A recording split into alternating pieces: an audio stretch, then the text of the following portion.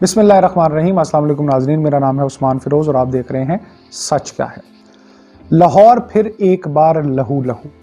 नाज़रीन, अब तक फ़िज़ा सोगवार है क्योंकि इस बार भी मासूमों की जान गई है। फिर से चैलेंज किया गया है हमारी कौम को, हमारी सिक्योरिटी इदारों को और हमारे अमन को। बड़ी मुश्किल से ये अमन वापस पाया है नाज़रीन।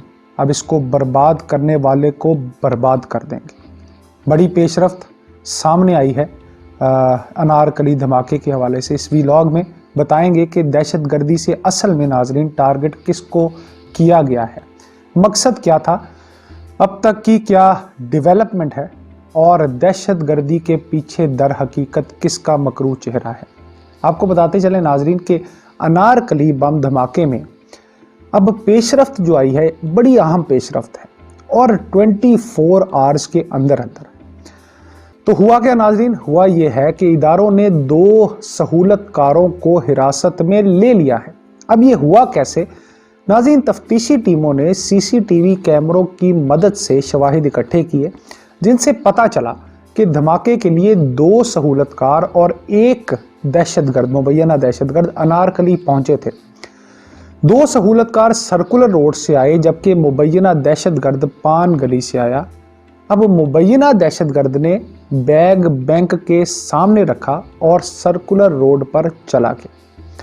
सेफ सिटी कैमराज और सीसीटीवी कैमरों की मदद से नाज़रीन सिक्योरिटी एजेंसियों ने इंतहाई महारत से बैक ट्रैकिंग की, जिससे उनको मालूम हुआ कि दोनों सहूलतकार मछली मंडी के करीब पनाह लिए हुए थे।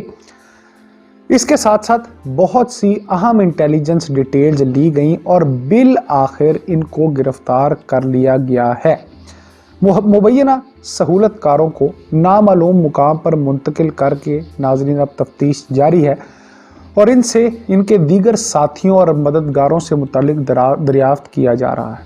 नाज़रीन, पुलिस का यह भी कहना था कि धमाके की जियो फाइनेंसिंग मुकम्मल कर ली गई है, मुश्तबा कॉल्स शॉर्ट लिस्ट करनी शुरू कर दी गई हैं और तफ्तीश का दायरा कार दूसरे इजला तक फैलाया जा रहा है।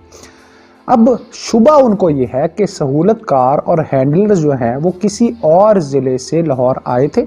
इस ज़िमन में मुश्तबा अफराद का रिकॉर्ड इकट्ठा किया जा रहा है। पुलिस का कहना है कि सहूलतकारों और मुबैना दहशतगर्दों के दरमियान राब्ता रहा है। अब नाज़रीन, जाए वक़ुआ से हासिल की गई फुटेज से मुश्तबा अफराद की तस्वीर जो है वो हासिल कर ली गई हैं और इसकी मदद से उनको ट्रेस किया जा रहा है। अब तक की इंतहाई अहम बात वो ये कि ये मकरू दहशतगर्द गिरोह जिसका नाम BNA यानी बलूचिस्तान नेशनलिस्ट आर्मी है, कौन है इसके पर्दे के पीछे, बहुत ही अहम डिटेल सामने आई हैं। एक बात नाज़रीन जान लें, बलूचिस्तान की सो कॉल्ड आज़ादी का ड्रामा जब भी सामने आएगा तो इसके पीछे 100% भारत का ही हाथ होगा, क्योंकि दहशतगर्द मोदी सरकार और इसके कारिंदों के साथ साथ भारत का बेलगाम मीडिया भी बलूचिस्तान के आज़ादी के ड्रामे को हवा देता आया है। ये हम सबको पता है और ये जो हवा देता है ये दुनिया के मशहूर प्लेटफॉर्म्स पे ये बात करता है।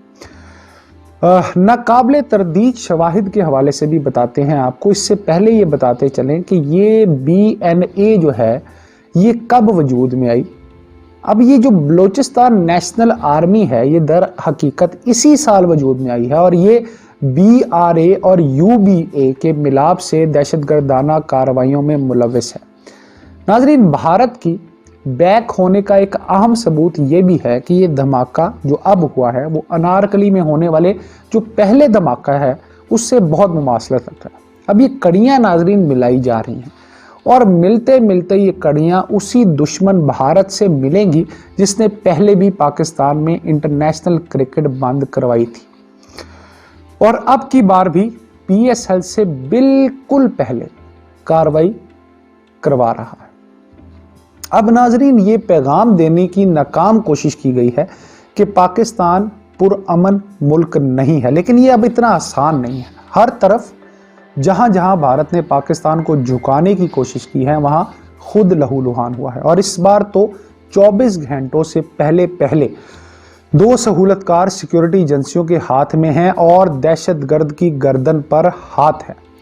اصل میں یہ دہشت گرد کی گردن پر ہاتھ نہیں ہے، یہ ہاتھ ہے بھارت کی گردن پر۔ ہم نے ناظرین بڑی قربانیاں دی اس امن کے لیے، اب اس کو خراب نہیں کرنے دیں گے۔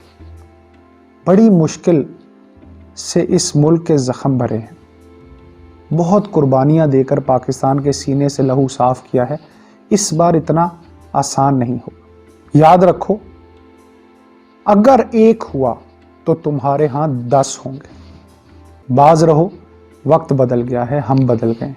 ہاں، امن کی بات کرو، تجارت کی بات کرو، دوستی کی بات کرو، اگر نہیں تو پھر نفرت اور جنگ میں ہم سے جیتنا ناممکن ہے، کیونکہ اتنے زخم کھا کر جس کو رب نے زندہ رکھا ہے اس ملک میں اور اس کی عوام میں کوئی بات تو ہوگی نا۔ تو اب تم سوچو، سمجھو، اور اس بار پنگا بہت مہنگا پڑے گا۔